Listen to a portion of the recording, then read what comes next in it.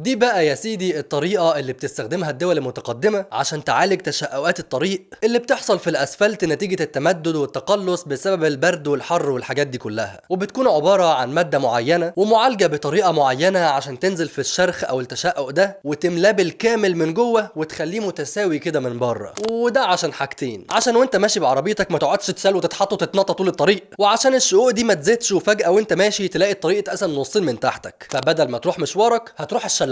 لان بكل بساطه التشققات دي لو اتثابت هيتسرب لها الميه، ولو اتسرب لها الميه هتاثر على المكونات بتاعه البنيه التحتيه اللي موجوده تحت الاسفلت، ولو المكونات دي اتاثرت فالطريق هيحصل فيه حفر ومطبات، ولو الطريق بقى كله حفر ومطبات العربيات ممكن تفقد توازنها وتعمل حادثه لا قدر الله، ولو العربيات عملت حادثه ممكن اللي جواها يموت. فشوف مجرد تشقق عبيط عميل عويل حقير ممكن يؤدي لكارثه عامله ازاي لو ما تمش معالجته من الاول. طرق ملهاش لازمه تستحق اللايك.